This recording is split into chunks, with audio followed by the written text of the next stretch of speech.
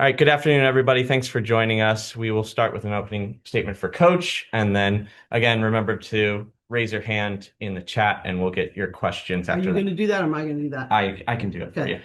you. Thanks you guys for being here. Just, told our team I thought we made another growth step. I think still steps to make, still really important steps of consistency that we need to fight for. In the third quarter, I thought we let down and, gave up offensive rebounding opportunities. We weren't playing as hard. And so, I think there's still room to grow for sure, but I think good first road trip, and proud of the way that they've, committed and responded together. One other thing about that is just want to clarify. Thank you, first of all, for being on this call, on this Zoom. The reality of what my comments were after the Ohio State were, I have two really passionate agendas in regards to this, and that is I want to be a pioneer of growing the game, period. I want to really be a part of the surge that's happening, and I want to be a part of telling these amazing stories that these players have. And they're incredible young women as well as amazing basketball players. And the reason I said that, and this is nothing to take away from any men's program at all. I love men's sports just as much as I love women's sports. But if there was a top five team all year long, and they were playing another ranked team, I don't care what time of year it would be. I think there would be more coverage there. And so I just want to fight for our players getting that same proportionate coverage and exposure that I believe they've earned. And so I hope that comes off as really about gratitude and wanting to further the sport. And that's sort of, I just wanted to put that out there to start. So I'll stop there. We'll start with Ben Bolch. Hi, Ben. Go ahead. Hi there, how are you? There you go. Go ahead. Two things for you, just to kind of follow up on what you just said. Do you think your comments from the other day have kind of helped open a dialogue about the Yeah. coverage of women's college basketball based on the responses?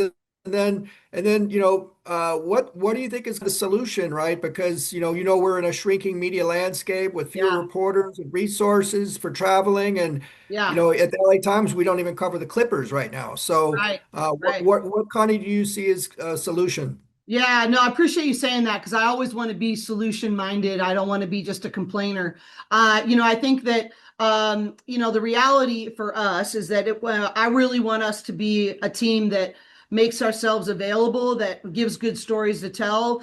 I think the solution is that we need to use creative things like this. If you can't travel, let's be proactive to make sure we have a Zoom and we make sure that we find coverage in that way.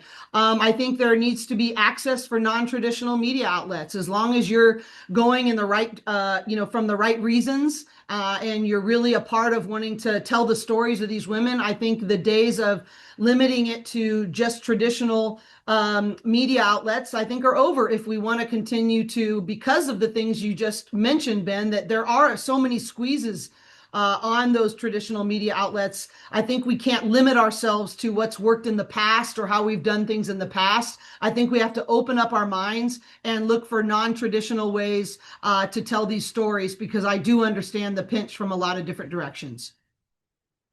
We got Cori Jones Jr. Go ahead, Cori. Hey, what's going on, Coach? I just want to say I appreciate your comments. We're all major supporters of UCLA women's basketball and women's sports in general. I do want to ask you though, are you aware that a lot of these outlets, as far as like paying and things of that nature, we're covering multiple teams and Yeah. things of that nature. We cover multiple teams to supplement the income. Is that something that you all are aware of?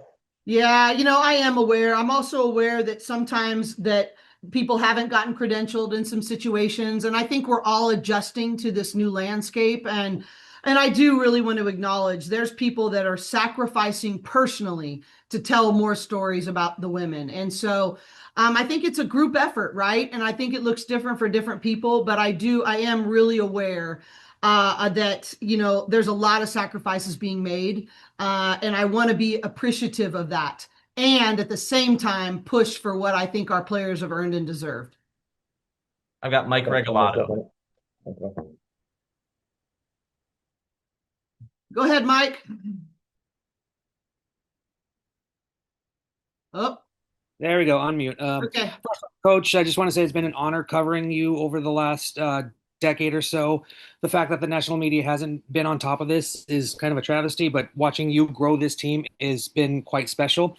With that in mind, about a month ago, you said that this team was further along than you expected.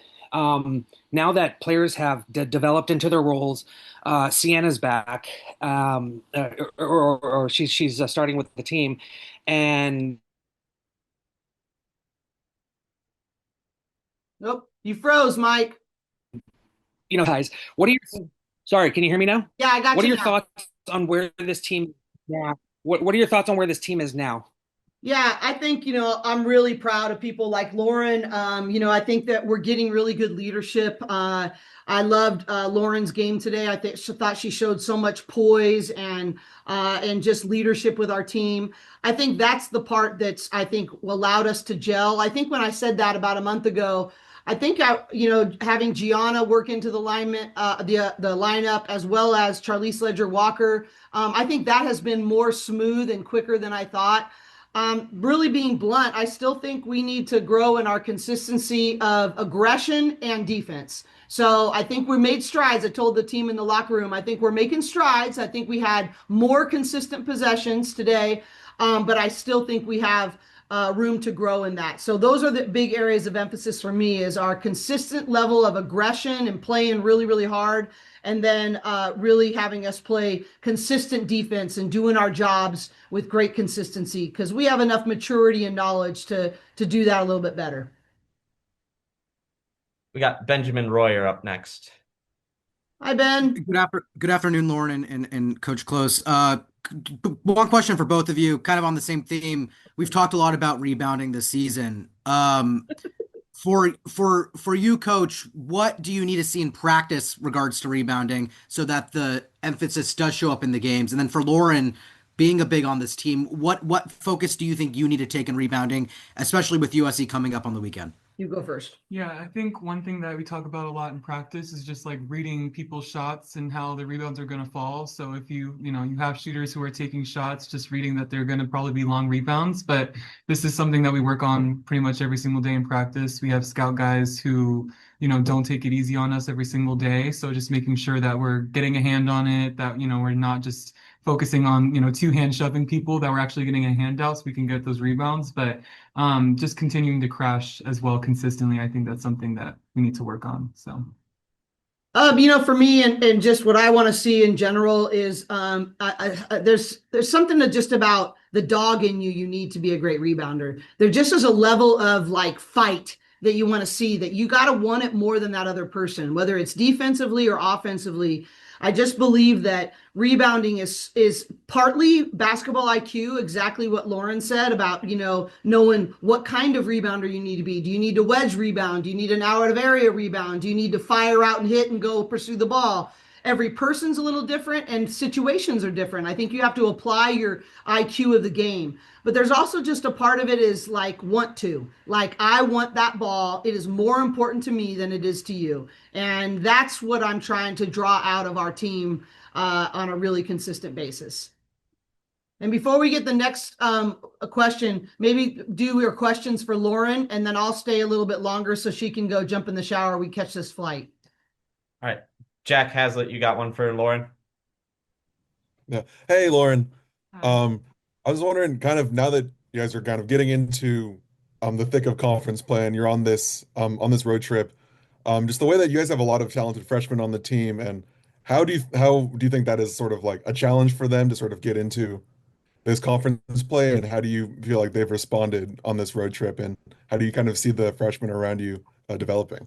Yeah, no, I'm really proud of them. Like you said, they're all three of them are just very, very talented. Obviously, these road trips aren't easy. You're traveling, you're away from home, you're really tired, but I think they've done a really amazing job of adjusting and just making the most out of it. And, they just keep progressing throughout the season. I'm just so excited to see, how they play in the future. But yeah, I think that they're just going to continue to progress throughout this conference. And, I think speaking like, obviously I'm sister Sienna, so but just trying to make sure that she stays confident throughout her, come back from her injury. So just really proud of her. And, as Crizzy comes back and Lennon, obviously, like they've just been doing a really good job. So just super proud of the three of them. They're amazing. Sue, do I have one for Lauren from you? And then Ben has one Yep. for Lauren. Sue, you there? I think you're muted. Oh, all right. Let's go to Ben. Ben, go ahead for your questions with Lauren. Hi, Lauren. Two quick things for you. On a fun note, what's it like seeing Sienna grow and develop in real time, being on the court with her? She had some great moves today. And then also, I want to get your thoughts on kind of the coverage question of, the other day when it was a top 20 matchup and you didn't really have, people there covering and asking questions. What's that been like for you as a player? Yeah, well, first for Sienna, I mean, I think I'm just really proud of her. I talk to Coach T about it all the time. Just to see her playing is like I'm looking at it as like my little sister playing out there, not my teammates. So it's just really cool for me to see her journey and how much she's excelled. And today, first half she was feeling not as confident, and she's like, I just feel like I don't know how to play basketball. And I'm like, yes, you do. You've been playing for 19 years. You got it. Like you're fine. So she's just amazing, and she's just going to continue to be confident and just get better and better and just adjust to college basketball. But yeah, as far as, coverage, I think that kind of like what Coach Cori said, I mean, you have two really amazing teams, and I don't think that's something that should hopefully ever happen again. So just continuing to grow the game in any way that we can and to make sure that we speak out on situations like that. But obviously I have a lot of, respect for Coach Cori and what she had to say about it. So yeah. Okay, we'll go to Kari Jones, and I know Mike's having some trouble with the hand raising, so Mike after Kari.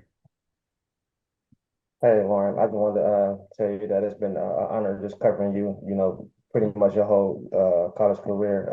I do want to ask you, how did staying this extra year help you just see the game overall in general and just get a whole different aspect of just learning how the game, learning the media aspect, and preparing you for the next level? Yeah. Well, Yeah. don't try to shove her out the door, Kari, but yeah, go ahead. Yeah. But just what's this year taught you? Yeah, no, I think it's just been really nice. I'm very grateful to finish out my college career at UCLA. This is like I always tell people the best decision I've ever made is coming over here. So just continuing to get better and not letting what the future has for me, rush me and my progress. And this process is making sure that I'm staying present. And yeah, it's just been really special. And I'm just going to continue to grow and enjoy my senior year. So it's most important is just having fun last year. Go ahead, Mike. Lauren, two quick questions. We're seeing some more mid-range jumpers. How is your confidence with that?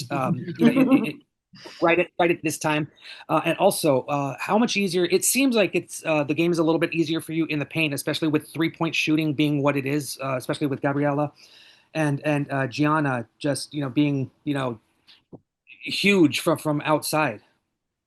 Yeah, I mean, it's always easier having shooters on the outside. I mean, it's just kind of you can't really double team anymore because, I'm always going to be the first person to make sure that I find a shooter, and they continue to do a good job of just creating open shots for them and finding those gaps. But yeah, I think mid-range is something that I've been working on a lot, in practice and, in individual workouts with JC. He's done a really good job helping me with my development and just kind of trying to spread my game in any way that I can. So I'm going to continue to work on that for sure.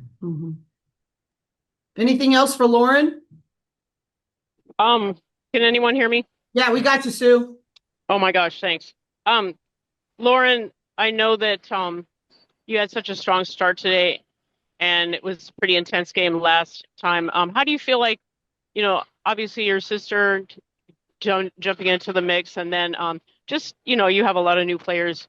I know Timea's supposed to come back at some point here. I know you guys as players hold yourself to a high standard. How did you meet your own standard today as far as meshing and playing to your hardest, as I know is your goal as well as coaches? Yeah, I think it starts with defense, and I think that's something that I try to focus on going into every single game first. So I think that kind of just settles me and doesn't, make me want to like force extra shots or just do anything that I can't do. So just focusing on the scout and taking things away for the other team as much as I can. But yeah, that's something that I've always really tried to hold myself to the highest standard for is just leading the team defensively. So just continuing to communicate on that. Okay, Joe, do you have one for Lauren? Yes, I do. Okay. Lauren, you came back for this year, obviously mostly to play. I'm guessing mostly to play with your sister. But what aspect of your game have you really been working on to develop this year, to taking advantage of that extra year that you're here at UCLA? I mean, like to be clear, like I was never going to leave, so I'm not an extra year. I'm actually like a senior. Yeah, But she's a fourth yeah, year. like a fourth year, guys, not fifth year. But yeah, I think reading double teams is something that I'm just always continuing to work on. Just not letting people rush me in my decision making. Because I think now like people have started to make that a lot harder. So just continuing to work on that and just trusting my shot. I work really hard on it every single day. So just trusting that I put in the work and, when they leave me open, I'm just going to shoot it. So I would add the other skill that she's really showing is her lateral quickness and how she can switch on guards and keep people in front of her. She's worked really hard on that, and it's been a huge thing. I mean, she is so athletic, and her ability to move her feet and keep people in front has just been huge for allowing us to switch more screens. Jack, you got one last one for Lauren here? I do. Yeah, Lauren, kind of following up on the mid-range question. When you're working on that game, are there any players like at the professional level or historically that you look to sort of emulate in that way when you're working on your mid-range, or is it more like just independently just working on that skill? yeah, I mean, obviously there's players that I've always looked up to. I actually had the chance to talk to Aaliyah Boston when I was at the training camp for USA, and she spoke to me because, obviously she watches a lot of our games, which is like crazy to me because she's like my idol. So she was telling me, she's like, Lauren, I don't care what happens in the game. If you miss 10 layups, if you're open around that mid-range, shoot the ball. Like stop being, trust yourself. And so I think to hear it from her, that was really, really cool because she's obviously an amazing post and she's had such a great college career. So to hear it from her was really cool. Okay, thanks, Lauren. Thank you, guys. Is important. Yes. You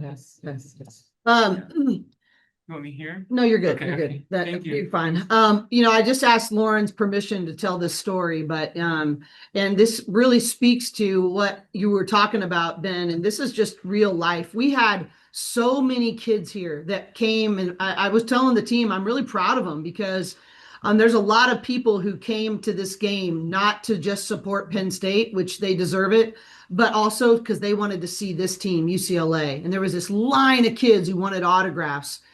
And I can get choked up talking about it. But Lauren, she had tears in her eyes in the locker room. And I'm like, are you okay? And she goes, yeah, I'm okay. It's actually happy tears because this girl came up and said, your article where you shared about your mental health journey saved my life. And I wouldn't be here without that article. You saved my life. And Lauren just was so deeply affected by that. And so thankful that Lauren had the courage to tell her story. And I'm so thankful that people in the media came alongside to help her tell that story. And that's obviously an extreme example on that, but it's important. It's important culturally, not just in the sports world of things. And that's just a real-time example about why storytelling of these amazing women are so important. Benjamin, we got you next.